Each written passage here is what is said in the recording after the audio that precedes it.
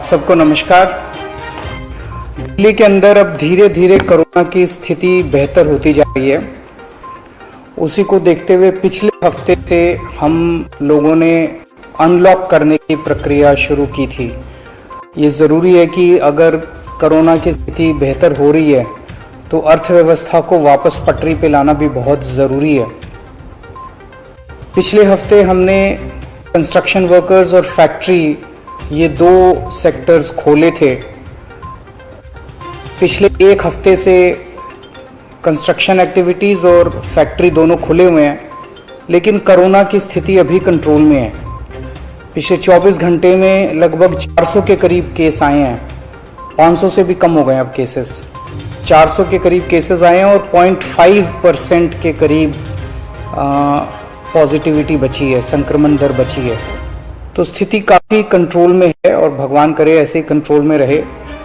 तो ये वाला जो लॉकडाउन पिछले हफ्ते ऐलान किया था वो सोमवार को सुबह 5 बजे तक है। उसके आगे भी लॉकडाउन जारी रहेगा, लेकिन काफ़ी सारी और एक्टिविटीज़ में रियायत दी जा रही है, उनको खोला जा रहा है। एक तो जितने बाजार हैं, मॉल्स हैं, उनको खोला जा रहा है ऑड इवन के बेसिस पे, कि आधी दुकानें एक दिन खुलेंगी, आधी दुकानें दूसरे दिन खुलेंगी, आधी दुकानें एक दिन, आधी दुकानें दूसरे दिन। 10 बजे से सुबह 10 बजे से शाम को 8 बजे तक दुकान नंबर के हिसाब से, ऑड इवन के हिसाब से दुकानें खोली जाएंगी।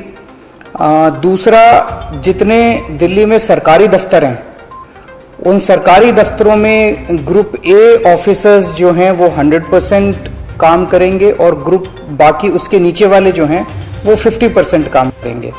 लेकिन जो एसेंशियल सर्विसेज में काम करने वाले कर्मचारी हैं वो 100% काम करेंगे और हर एचओडी डिसाइड करेगा कि किसको एसेंशियल सर्विस कहना है और किसको 50% करना है और किसको 100% करना है। जितने प्राइवेट ऑफिसेज हैं उन सभी प्राइवेट ऑफिसेज में 50% मैन पावर के साथ वो खोले जा सकते हैं।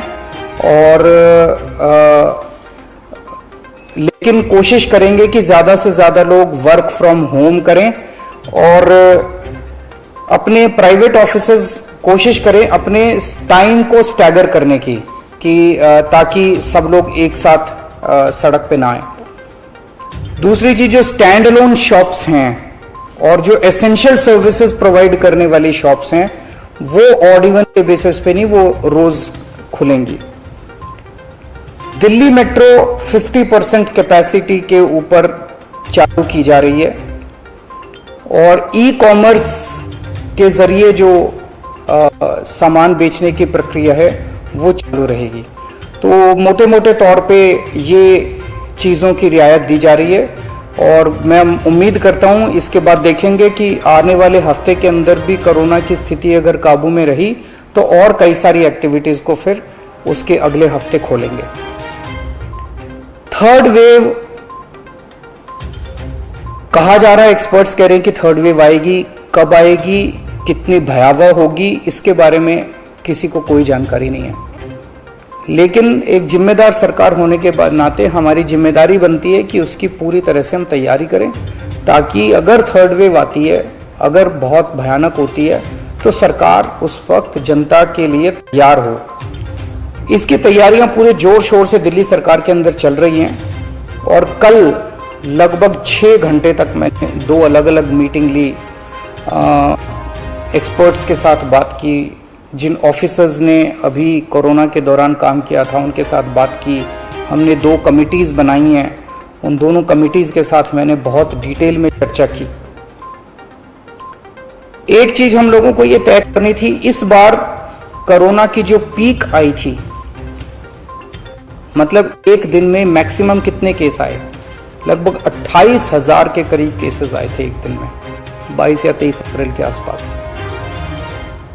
अगली पीक कितनी हो सकती है, तो यह तय किया गया कि अगली पीक 37,000, एक्सपर्ट्स के साथ बात करके, ऑफिसर्स के साथ बात करके, सबके साथ बात करके, कि 37,000 पीक मान के इसकी तैयारी शुरू की जाए। इसका मतलब ये नहीं है कि अगर इससे ज़्यादा की पीक आएगी तो हम तैयार नहीं हैं, हम उसके लिए भी तैयार हैं, लेकिन एक तरह से 37,000 के बेस के ऊपर अगर हम तैयार हो गए तो फिर अगर उससे भी कहीं ज़्यादा पीक आती है तो उसकी भी तैयारी हम लोग, उसकी भी, अगर 37,000 की तैयारी हमारी है तो फिर मान लीजिए और ज़्यादा आती है तो उसकी तैयारी तो होगी उसके लिए हम ज़्यादा तैयार हो पाएंगे। तो 37,000 को एक तरह से बेस माना जाता है। 37,000 की पीक की तैयारी के हिसाब से अब सारे कैलकुलेशंस किए जा रहे हैं कि अगर 37,000 की पीक आती है तो कितने बेड्स की ज़रूरत पड़ेगी, कितने आईसीयू की ज़रूरत पड़ेगी, कितने उसमें से बच्चों वाले होने चाहिए, कितनी ऑक्सीजन की ज़रूरत पड़ेगी, ये सारी चीज़ें, अब कितनी दवाइयों की ज़रूरत पड़ेगी, ये सारी चीज़ें अब कैलकुलेट की जा रही हैं। एक पीडियाट्रिक टास्क फोर्स अलग से बनाई गई है। वो पीडियाट्रिक टास्क फोर्स ये तय करेगी कि जितने हमारे ऑक्सीजन बेड्स होंगे उसमें से कितने बच्चों के होने चाहिए, जितने आईसीयू बेड्स होंगे उसमें से कितने बच्चों के होने चाहिए।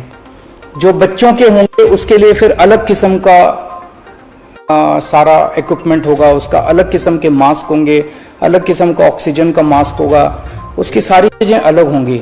वो पीडियाट्रिक टास्क फोर्स बना दी गई है कल, वो अलग से अपनी तैयारी करके अपनी रिकमेंडेशंस देगी। इस बार ऑक्सीजन की बड़ी कमी हुई थी और ऑक्सीजन की कमी की वजह से हम लोगों ने देखा कि कई बार ऐसे हुआ था जब ऑक्सीजन बेड्स नहीं मिले थे, ऑक्सीजन के लिए काफ़ी संघर्ष करना पड़ा था। अल्टीमेटली अपने को सुप्रीम कोर्ट के इंटरवेंशन के बाद केंद्र सरकार के सहयोग से अपने को ऑक्सीजन मिली, लेकिन जब तक ऑक्सीजन नहीं मिली तब तक दिल्ली में त्राही त्राही मच गई थी। अगली वेव अगर आती है तो हम नहीं चाहते कि इस तरह की दिल्ली के अंदर त्राही त्राही मचे, तो ये तय किया गया, इसकी तैयारी शुरू कर दी गई। 420 टन ऑक्सीजन की स्टोरेज कैपेसिटी तैयार की जा रही है। इंद्रप्रस्थ गैस लिमिटेड से बात की गई है और उन्हें 150 टन ऑक्सीजन प्रोडक्शन का प्लांट, 420 टन ऑक्सीजन तो स्टोरेज कैपेसिटी क्रिएट की जा रही है और 150 टन ऑक्सीजन प्रोडक्शन करने के लिए उनको प्लांट लगाने के लिए कहा गया है। उन्होंने कहा 18 महीने लगेंगे, लेकिन जो भी है शुरुआत कहीं ना कहीं तो अपने को करनी पड़ेगी। इसके अलावा इस बार सबसे बड़ी दिक्कत आई थी टैंकरों की। ऑक्सीजन के टैंकर नहीं थे दिल्ली में, दिल्ली इंडस्ट्रियल स्टेट नहीं है, इसीलिए अपने पास ऑक्सीजन टैंकर है ही नहीं दिल्ली में। तो 25 ऑक्सीजन टैंकर्स खरीदे जा रहे हैं ताकि अगर इस तरह की दिक्कत आए ऑक्सीजन की तो हमारे पास अपने टैंकर होने चाहिए। 64 छोटे छोटे ऑक्सीजन के प्लांट्स लगाए जा रहे हैं, वो ऑलरेडी लग रहे हैं और हमें उम्मीद है कि अगले कुछ हफ्तों के अंदर, 1-2 महीने के अंदर ये 64 ऑक्सीजन प्लांट्स लग के तैयार हो जाएंगे। अब ये जो हमने डिसाइड किया कि 37,000 केसेस की पीक के हिसाब से हम काम करेंगे, तो उसके हिसाब से तय किया जाएगा कि कितने ऑक्सीजन बेड्स की जरूरत होगी, कितने आईसीयू बेड्स की जरूरत होगी। उसके हिसाब से फिर तय किया जाएगा कितने ऑक्सीजन सिलेंडर्स की जरूरत होगी। जैसे अभी थोड़े दिन पहले हमने 6,000 सिलेंडर चाइना से इंपोर्ट किए थे, तो और कितने ऑक्सीजन सिलेंडर्स की जरूरत होगी और कितने ऑक्सीजन कॉन्सेंट्रेटर्स की जरूरत होगी। अगले आने वाले 1-2 महीने के अंदर ढेर सारे ऑक्सीजन कॉन्सेंट्रेटर्स दिल्ली सरकार खरीदने जा रही है। दवाइयों को लेकर 2 अहम निर्णय किए गए। एक तो ये कि इस वेव में ये देखा गया कि व्हाट्सएप खूब तेजी से, व्हाट्सएप के ऊपर दवाइयां खूब तेजी से प्रिस्क्राइब की जा रही थी और उसके ऊपर मतलब बात फैल जाए कि ये दवाई बड़ी अच्छी है, तो पूरे समाज के अंदर, पूरे शहर के अंदर, पूरे देश के अंदर उस दवाई की अफरा तफरी मच जाती है। तो एक डॉक्टर्स की और एक्सपर्ट्स की टीम बनाई जाएगी। अगर किसी दवाई की डिमांड होती है तो वो डॉक्टर्स एग्जामिन करके बताएं कि इस दवाई से कोरोना में फायदा होगा कि नहीं होगा। अगर डॉक्टर कहते हैं होगा तो सरकार उस दवाई को मुहैया कराने की कोशिश करेगी, और डॉक्टर अगर कहते हैं कि ये दवाई बिल्कुल बेकार है, इससे कोरोना में कोई फायदा नहीं होगा और लोग इसके पीछे भागना बंद करें, तो जनता को उसके बारे में जागरूक किया जाएगा कि इस दवाई के पीछे भागना बंद कीजिए। एक ये। दूसरा, जो जो इंपॉर्टेंट दवाइयां हैं उनकी लिस्टें बना ली गई हैं, उसका कितना स्टॉक चाहिए होगा उतना बफर स्टॉक क्रिएट किया जाएगा। एक्सपायरी डेट्स किस दवाई की कितनी है, एक्सपायरी डेट्स को ध्यान में रखते हुए उन सभी दवाइयों का बफर स्टॉक क्रिएट किया जा रहा है, ताकि अगर जरूर, और प्राइवेट अस्पतालों के भी आदेश दिए जा रहे हैं कि वो भी अपने बफर स्टॉक्स इस तरह से तैयार रखें ताकि अगर महामारी आती है तो हम उसके लिए तैयार रहें। इसके अलावा 2 जीनोम सीक्वेंसिंग लैब्स बनाई जा रही हैं LNJP हॉस्पिटल में और ILBS में, ताकि हमें भी पता रहे कि दिल्ली के अंदर जो भी वेरिएंट आ रहा है वो वेरिएंट कौन सा वेरिएंट है, पुराने वाला है या कोई नया वेरिएंट आ गया है, और हमें इस बारे में क्या एहतियात बरतने की ज़रूरत है, हम एक्सपर्ट से पूछ सकते हैं। तो ये बहुत सारी चीज़ें कल चर्चा हुई, ये कुछ चीज़ें मैंने आपको बताई हैं और आपको यही आश्वासन देना चाहता हूँ कि आपकी सरकार पूरी तरह से 24 घंटे लगी हुई है इसमें। मैं उम्मीद करता हूँ कि अब कोई तीसरी वेव नहीं आनी चाहिए, उसके पहले हम कोशिश करेंगे अपने लोगों को वैक्सीनेट कर दें, लेकिन अगर तीसरी वेव आती है तो लोगों को तकलीफ़ नहीं होनी चाहिए, इसके बारे में हम पूरी कोशिश करेंगे। नमस्कार।